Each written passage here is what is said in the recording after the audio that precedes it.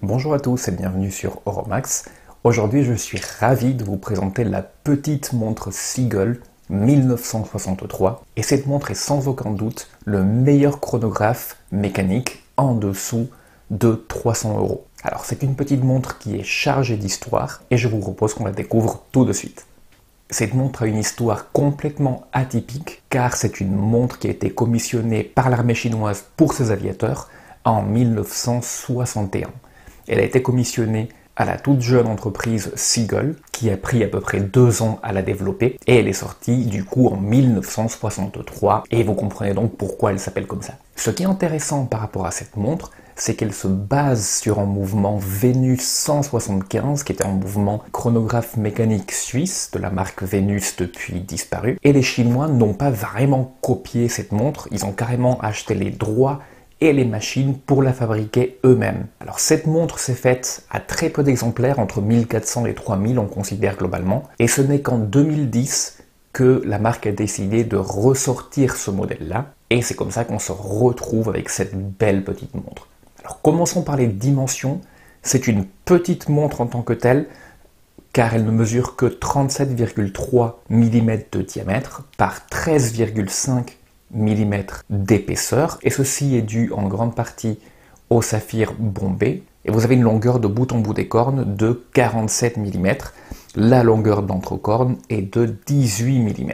Comme vous le voyez, une petite montre assez épaisse, donc cette épaisseur vient bien sûr du fait que c'est un chronographe, donc qui dit chronographe dit mouvement plus épais, mais aussi du fait que le verre de cette montre est assez bombé, ce qui lui donne un aspect vintage. Et moi j'ai pris l'option d'avoir un verre saphir, mais sachez que l'option était en verre plexiglas qui est beaucoup plus bombé, qui fait que la montre aille jusqu'à, je crois que c'est 14 ou 14,5 mm d'épaisseur.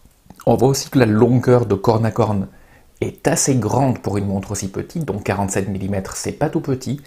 Cependant, vu que les autres dimensions sont petites, elle se porte très bien pour les poignets petits, moyens et même grands, du fait de cette longueur d'entrecorne assez considérable. Continuons par le cadran. Alors le plus évident sur ce cadran, c'est que, comme il s'agit d'un chronographe, vous allez avoir une disposition qu'on appelle bicompax, c'est-à-dire que vous allez avoir 2 sous-cadrans. Le sous-cadran à 9 h va être en sous-cadran de comptage des minutes, et le sous-cadran à droite va compter les minutes élapsées une fois que vous démarrez le chronographe. Le cadran est d'une couleur laiton, pas trop mal, et comme vous le voyez, vous avez des index qui sont très joliment appliqués. Vous avez les chiffres 12, 2, 4, 6, 8 et 10 appliqués, et entre les chiffres, vous avez donc des triangles qui pointent vers le centre qui sont eux aussi appliqués.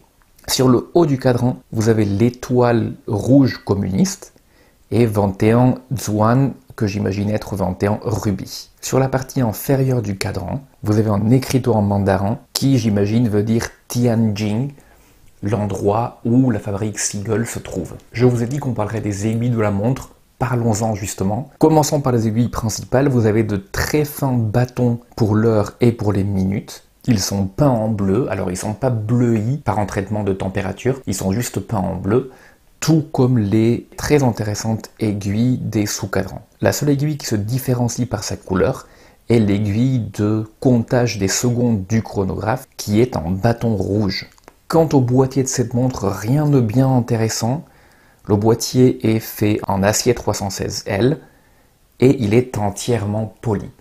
Pas de brossage ici. Vous avez bien sûr, chronographe oblige, 2 poussoirs, le poussoir à 2 heures pour déclencher et arrêter le chronographe, et le poussoir à 4 heures pour la remise à zéro. Et bien sûr, vous avez la couronne à 3 heures, la couronne qui est signée avec la même étoile qui est présente sur le cadran. Quand vous retournez la montre, vous avez la bonne surprise de voir ce magnifique mouvement Seagull ST19 à travers un fond en verre. Et c'est là que vous voyez que pour le prix que vous avez payé, ce mouvement est vraiment magnifique. Alors, c'est pas du Patek Philippe, n'allez pas prendre une loupe et espérer vraiment du polissage main magnifique. Non, c'est pas ça.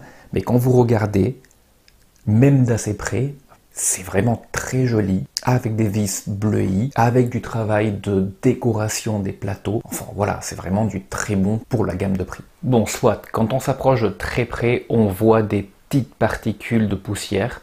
ce qui est ce niveau d'élargissement et à ce niveau de prix n'est pas en soi rédhibitoire.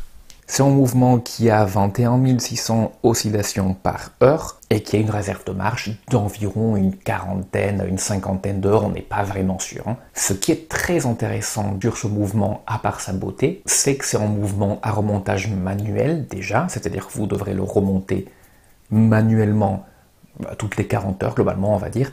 Et c'est un mouvement qui a un système de roue à colonne, qui est en soi plus esthétique et plus agréable à l'usage que les mouvements faits avec un embrayage à cam, qui est vraiment aujourd'hui la norme dans les chronographes mécaniques. La plupart des passionnés justement préfèrent ce mouvement de roue à colonne, car il donne une meilleure sensation quand on opère les poussoirs. Et encore une fois, admirez ce magnifique mouvement.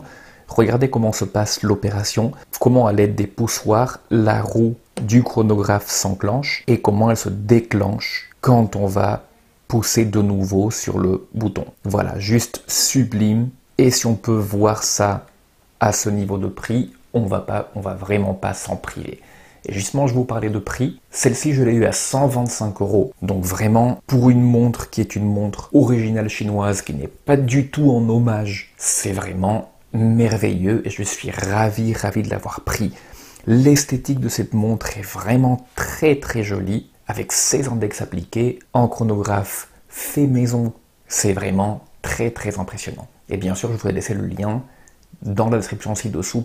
Voilà pour la review de cette petite montre. J'imagine que beaucoup d'entre vous la connaissiez déjà. Et pour les autres, j'espère que je vous ai fait découvrir aujourd'hui une magnifique montre. N'hésitez pas à me dire ce que vous pensez de cette magnifique montre.